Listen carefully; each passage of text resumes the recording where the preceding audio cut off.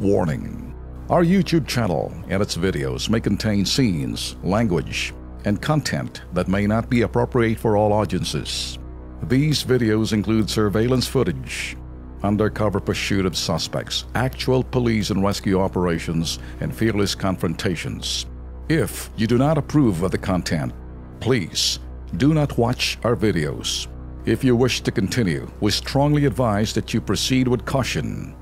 Viewers' discretion is advised. Reklamo po ng domestic helper sa Riyadh, Saudi Arabia. Mabigat na nga ang trabaho, sagana pa, ha? Hindi po sa pagkain kundi sa bugbog mula sa mga apo ng mga employer niya. Pero wala ring sweldong tinatanggap, Tolben, paring Alex, ha? 3 buwan nang hindi pinapasahod ngayon ang OFW na si Jovi Gaheto. Bukod dito may bonus pa. Hindi po pera ulit, ha. Bonus sa pananakit ang mga apo ng kanyang amo tuwing buwibisita ang mga ito. Tinatakot pa ngayon ang pobreng OFW na ipapakulong at ipapaban sa ibang bansa kung magsusumbong siya. Narito po ang kanyang panawagan. Sana po matulungan niyo po ako dito makalis sa bahay ni Bob. Sinabihan niyo po ako na pag hindi ko pinakasal ko sa Pinas, ipapulis niyo daw ako. Lahat na lang dito. Binibintang po ng mama niya sa akin, ninanakaw ko po alahas nila pera. Sana po matulungan niyo po ako dito. Okay. Kasama po natin ngayon sa studio si Nanay Cristina Tanaleo ng ina ni Jovi. Tiga Iloilo po siya, medyo mahina po siya mag-Tagalog pero ta-translate na lang namin. Nay, nakakaintindi ka naman ng Tagalog, ano? Hindi ka lang makasalita. But anyway, so ito yung hiling ng anak mo sa iyo. Yan po ang, anong sabi ng anak mo? Sige po, ilonggo nyo lang.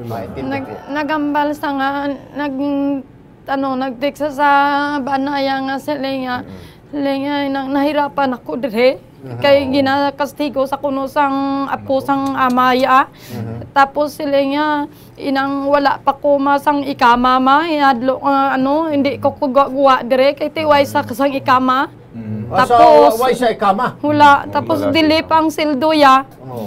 Tapos ang ini naman, nag-text naman sa nga hambalya sila nga inang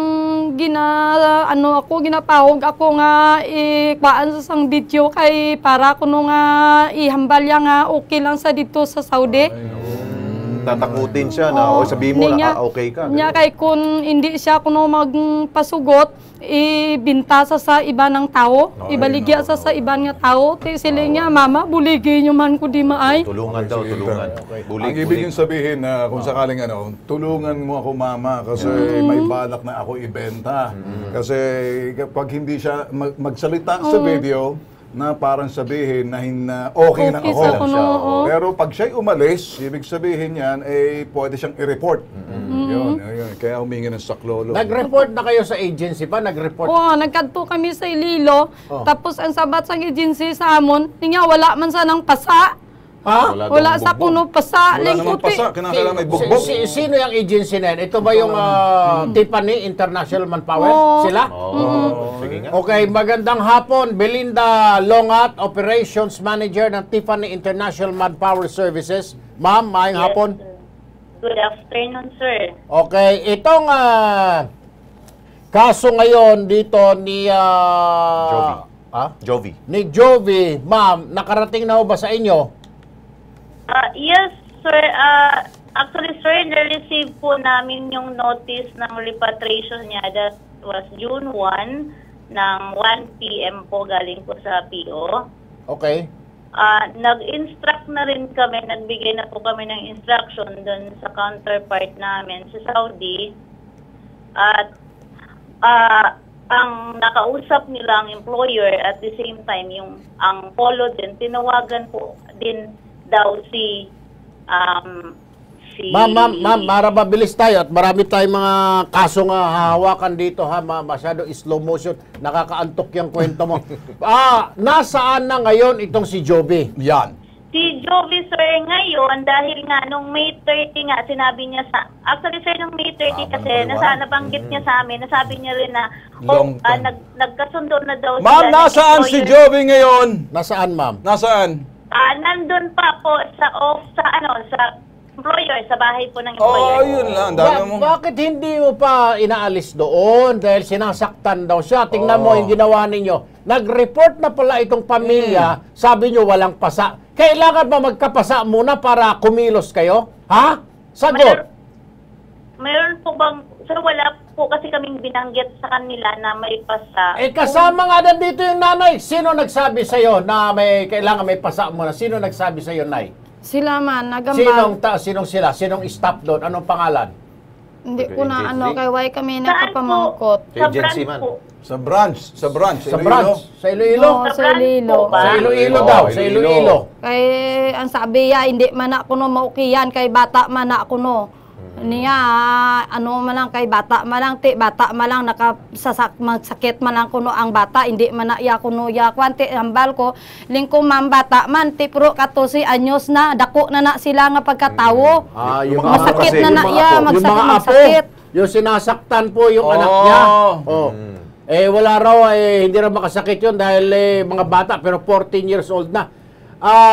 Teka muna, sandali lang, Belinda ha, sandali lang ha. Yes, Kasi sir. parang wala tayong maaasahan makuha, mahihita sa kumpanya ninyong paloko-loko. Ang haba mo pa magsalita. Akala mo ikaw lang yung bisita namin. Sandali lang ha. Ma'am Josephine Tobia, magandang hapon po. Yes, magandang hapon. ulit Narinig sa niyo inyo. siguro, ma'am, ano? Yes, oo. Okay, paano po ito? Abay, sinasaktan, sabi ni nanay, kailangan daw may pasa muna para alisin nila yung pobre. Kailangan pa bang antayin na magkapasa, Ma'am Josephine? Of course, definitely hindi. Kalokohan yan. Papatawag natin yung agency na iyan Oo. para mag-explain sa atin Naku, bakit lagot ka, kailangan Belinda. magpasa pa Okay. bago mag-report. Okay, Hindi tama yun. no? Ma'am, siguro ma'am, ASAP, kung maaari lang, matawagan po ninyo yung inyong social worker doon o labor officer. Kasi Yes. ma'am, sinasaktan daw yung masaklap dito. Binubugbog na nga siya ng amo, may bonus pa, pati yung mga apo, binubugbog siya. Akala siguro stop toy siya. Oo Diyos ko nga, po. oo. Even yung request ninyo kahapon, hindi pa napapadala nung staff ninyo yung mga pangalan tsaka yung request. Kasi we really need to contact our officers ASAP. Yun. Pati yung today, maipadala sa akin sana ng staff para Yan. ma-text namin kaagad. Ayun. Alright. Ma-text ninyo yung officer ninyo para ma-contact itong OFW natin. Right, oh yes. Si Belinda, andiyan pa. Belinda! Belinda? Yes, sir. Ha? Yes, sir. Gawa ka ng aksyon. Narinig mo, sabi ni Ma'am Josephine Tobia, ang head ng Advocacy Social Marketing Division ng OWA. Narinig mo? Yes, sir. Narinig Alright, ko, sir. mag-ready ka bukas ha. Sabihin mo sa driver o mag-ready ka, magtumawag ka ng sasakyan dyan, pumunta ka sa OWA dahil magpaliwanag ka roon. Hindi nga po pwede sinasabi mo na kailangan pag may reklamo, kilos kagad, kilos Yan. pronto. Yan. Hindi yung... Sir, kumilos na po kami, sir, talaga. ano Kaya po kinihos yung mo? 15 days notice namin. Kilo suso! Meron po Galing. kaming 15 Kilos days pagong. notice po kasi na binigay sa amin. Kasi haba-haba mo paliwanag. Sige na, larga ka na. Ma'am, sige na. Wala na tayong oras. Sige, OWA na lang ang may pakinabang pang OWA. Sige, salamat sa'yo. Antayin mo na lang yung tawag ng OWA. Ma'am Tobia, Josephine Tobia, ma'am, bahala na po kayo. Ano po? Sure, yes.